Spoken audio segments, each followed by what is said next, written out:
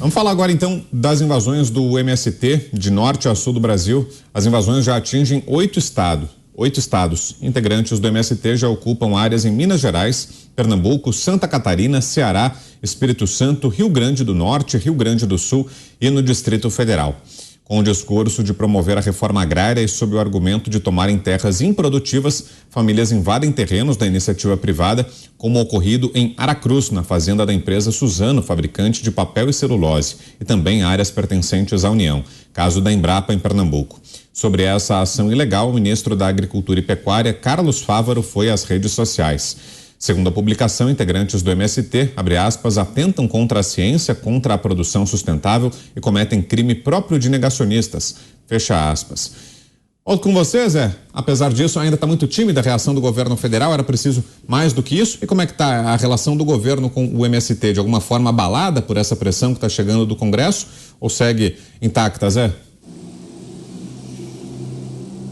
Pois é, e o interessante é que alguns setores aí da agropecuária consideram um avanço a atual postura do governo, que é de não defesa do MST. Mas essa não defesa não significa uma ação contra, o governo tinha que ir contra. O porquê desta ação? Porque isto atrapalha hoje o que é o grande produto brasileiro, que é o agronegócio. Nós temos que admitir que o setor cresceu muito, está longe de ser aquele setor em crescimento, hoje é a maior indústria do Brasil, o agronegócio. E o agronegócio, ele se alimenta também de capital externo e de credibilidade. Se houver avanços do MST, que tenha colocado aí o agronegócio como vilão da história, olha só, isso aí atrapalha um dos principais produtos do Brasil. Um livro de gestão muito sério diz o seguinte, que a gente deve dar força à força. Isso significa que um produto que está se saindo bem tem que ser o principal produto daquele país, daquele estado e daquela indústria. Então, era o momento de todo o Brasil, né, reunir esforços e apoiar um setor que está progredindo e que é a grande marca. E como poderia aumentar? Melhorar a qualidade da exportação, elaborar, em vez de exportar carne in natura, exportar carne industrializada, assim por diante, né? Isso é melhorar. Agora, cortar lá a possibilidade de produção do setor rural e ameaçar com invasão e com quebra de direitos, isso é a pior coisa que pode acontecer. Hoje, na Câmara dos Deputados, foram vários representantes de setores do agronegócio e conversaram sério, inclusive com o presidente da Câmara. E a tentativa é de instalar a CPI do MST. Esta CPI pode se transformar no freio e indicar quem são os responsáveis por este ato de terrorismo contra a legalidade no Brasil. O Pavinato enumera aqui 8 crimes, né? Mas... E tem um a mais, que é um crime contra a opinião pública. A ver. Mais que 8, só vamos contar aqui, tem esbulho possessório, dano qualificado, dano ao patrimônio público, incitação ao crime, associação criminosa, corrupção de menor quando tem menor, exercício arbitrário das próprias razões, tem crime ambiental, tem periclitação da vida, também acho que é um ato contra o Estado, contra o governo legitimamente constituído, porque eles querem a substituição do presidente do INCRA. Tem mais um que eu não estou me lembrando agora, de perseguição, né? São 11 crimes aí no mínimo, e talvez o de terrorismo, 12, próprios...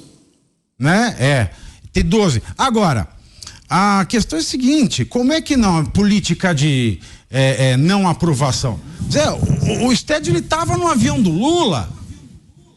O Stedley estava no avião do Lula. Que imagem o Brasil recebe quando o Stedley, que na semana passada fez um vídeo falando, nós vamos invadir o ano inteiro. Eu tô no avião de quem manda.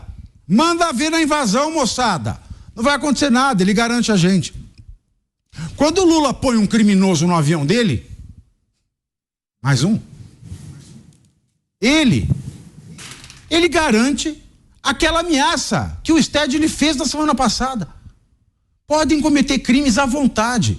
Agora, se o Bolsonaro é chamado por ser autor intelectual do 8 de janeiro, Não há nada que obnuble o entendimento de que Lula é o autor intelectual da invasão do MST.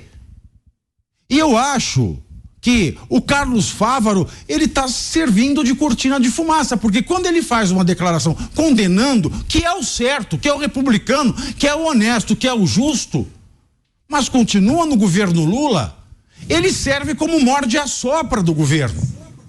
Ele fica como Marina Silva diante de um Lula que quer financiar um gasoduto de xisto na Argentina, que está do lado da China e da Rússia, que são um dos maiores poluidores ambientais do mundo, ou como a Simone Tebet, que diz que é ministra de alguma coisa, que votou pelo marco do saneamento, foi uma entusiasta da responsabilidade fiscal e agora está lá subscrevendo o fim da dignidade do marco do saneamento básico e a irresponsabilidade fiscal total.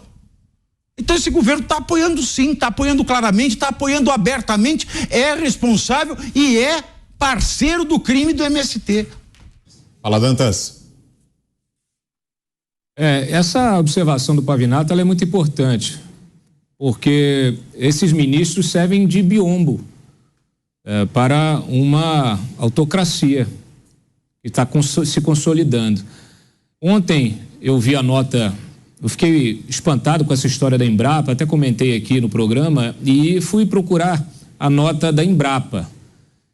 E tem um trecho da nota que me chamou muita atenção, que diz o seguinte: a invasão atingiu a área de preservação da Caatinga, comprometendo a vida de animais ameaçados de extinção, além de pesquisas para a conservação ambiental e de uso sustentável do bioma.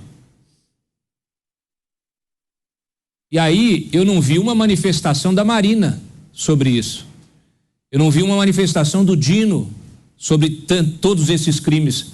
Então, assim, é bom que isso fique claro, porque a hipocrisia, ela está latente. Esse governo está nu. E não enxerga isso, é bom abrir o olho, porque isso aí vai chegar na sua vida, é você que está nos assistindo. Vai atingir o seu dia a dia. Eu mais cedo estava tentando pensar aqui fazendo um exercício mental, né? De coisas boas que a gente poderia tá citando. Falei assim, não quero generalizar um governo, né? O governo está começando, mas não vamos generalizar. Será que tem lado coisas boas para serem destacadas? Aí fiquei pensando. Eu pensava no desmatamento recorde, assim. Eu pensava no desemprego aumentando, eu pensei nessa barafunda que se tornou a diplomacia do Lula, com esse alinhamento automático a ditaduras e autocracias, a ditaduras eleitorais e autocracias. Eu fui numerando na minha cabeça, eu não consigo ver nada de bom. Eu gostaria de estar noticiando coisas boas também. Afinal de contas, estamos todos nesse país. Vivemos e sentimos o reflexo dessas políticas públicas todas. Então, assim, não dá. É cedo demais para a gente já estar numa situação grave como essa. E é preciso que a Câmara, Arthur Lira, haja, porque a CPI está aí também, está protocolada, precisa ser instalada a CPI do MST. Hoje o Evair de Mello, deputado, também pediu a prisão do Stedley, mais um.